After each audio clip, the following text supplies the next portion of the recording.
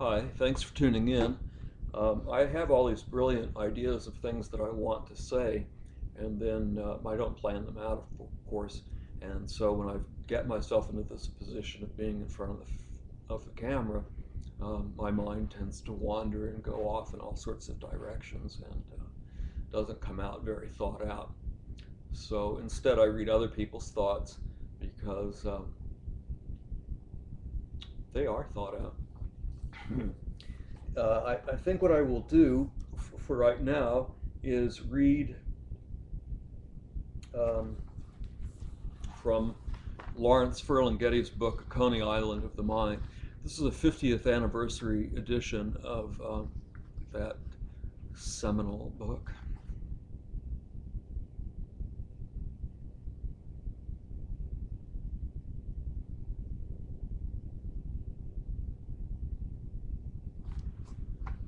Lawrence Ferlinghetti, one of the beat poets, um, a contemporary of Allen Ginsberg, Jack Kerouac, um, Neil Cassidy, um,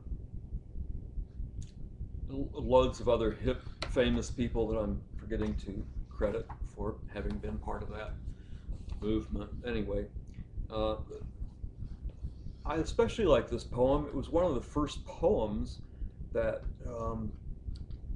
I was introduced to as a young person, and it was my brother who introduced it to me. I remember distinctly. I was quite young, and oh, I don't know, like 10 years old, maybe something like that.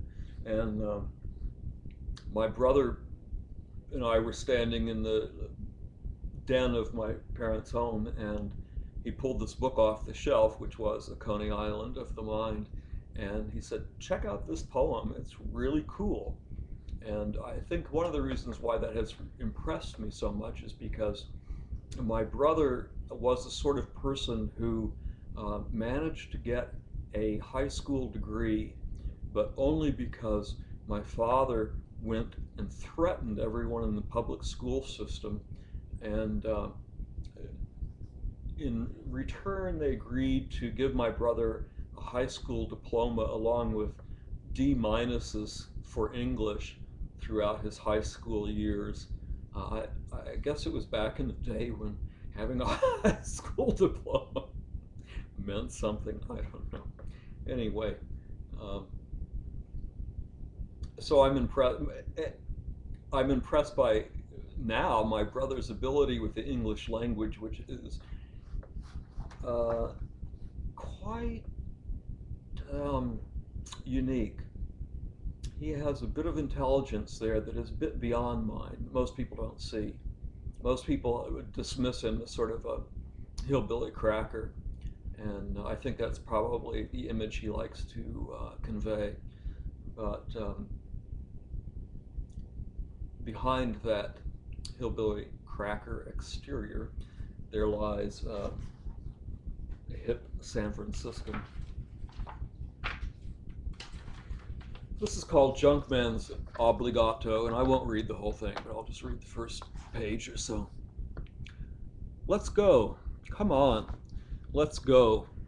Empty our pockets and disappear, missing all, missing all our appointments and turning up unshaven years later. Old cigarette papers stuck to our pants, leaves in our hair. Let us not worry about the payments anymore. Let them come and take it away, whatever it was we were paying for, and us with it. Let us arise and go now to where dogs do it, over the hill where they keep the earthquakes behind the city dumps, lost among gas mains and garbage. Let us see the city dumps for what they are. My country tears of thee. Let us disappear in automobile graveyards and reappear years later, picking rags and newspapers, drying our drawers on garbage fires, patches on our ass. Do not bother to say goodbye to anyone. Your missus will not miss us. Let's go, smelling of sterno, where benches are filled with discarded Bowling Green statues in the interior dark night of the flowery Bowery, our eyes watery with contemplation of empty bottles of muscatel.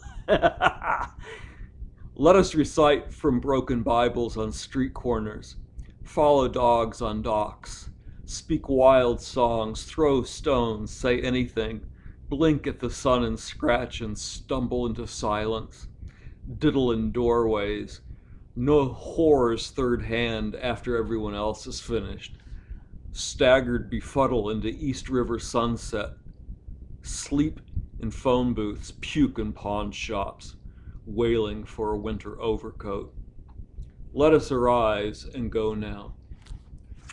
Fabulous stuff. You know, it seems that way to me anyway. Uh, this was written like 19, probably 55 or something. So that was a pretty uptight time in America. And here we have Lawrence Ferlinghetti snapping his fingers to a bebop jazz tune melody and saying, fuck it all, man. You don't have to eat this shit. And thank God. Thank God my parents had a Coney Island of the mind for all of us to grow up on. Peace. Take good care. Good to yourselves.